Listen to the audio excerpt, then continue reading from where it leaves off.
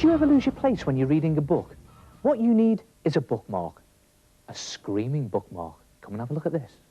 Cut a piece of thin card or thick paper 6 centimetres wide and roughly twice the height of your book. And then fold your card in half, bottom to top, like that. And then mark a point 1/3 of the way up the card from the fold in pencil and just fold it down on itself like that. And then flip it over so that you have a sort of, it looks a bit like a Z shape really, doesn't it? And you've got this short bit underneath the long bit. And then take a felt pen and draw the top lip of a mouth above that fold there, and the bottom lip of a mouth below the fold. And then the top half of a head above the fold, and the bottom half of a head below the fold. I'm just giving him a nice, horrible double chin there, like that. And the idea is to make this face as gruesome and as horrible as you probably can. Give him a big hooter and little beady eyes, that always looks horrible, and some spiky hair on the top, and maybe little sticky out ears at the side. And I know this always works. Look, a little bit of stubble all over his chin. Not very nice at all. If you don't want to do a drawing, you can always cut out a magazine photo and put the top half of the head above that fold and the bottom half of the head below the fold. And don't forget to cut the face in half, or it's not really in half, it's cut it through the mouth so that you get that effect. And then open out your gruesome head and take a red felt tip pen and just draw a great big explosion box in there, or an explosion bubble, as they call them in comics, and just write whatever you want your bookmark to say, something like, "Arg!"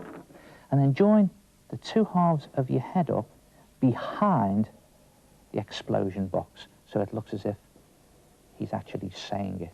There it goes, behind like that. And then join up the two halves of the mouth, so he's got a great big mouth on him, and put all the details in to make it really gruesome. Maybe his teeth and a horrible tongue. Don't forget his top set of ganaches and the dangly bit at the back of the mouth. That's gruesome enough.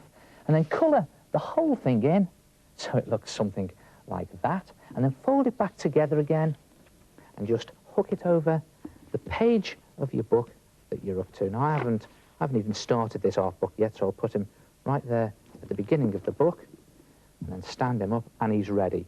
And if you accidentally pull out the bookmark, he screams at you, "Ah!" And you can do any design you like. Try it yourself, maybe even do your design on a piece of scrap paper first. But here's a tip, make it as gruesome as you possibly can. Boo.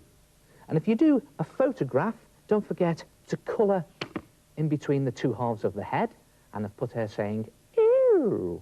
And you can always put a surprise in your bookmark. There's a nice fluffy kitten, but what's he saying? Rawr. And the great thing about these is you can be as rude as you like. But charming. Try it yourself. A screaming bookmark. Oh, what a clever idea. Hello, it's me, the head. Now, the most important thing to remember is that you do half the face below the fold and half the face above the fold. And in the space in between, make it as gruesome as you like. Hey, I know another way to make a bookmark scream. Tell it a ghost story.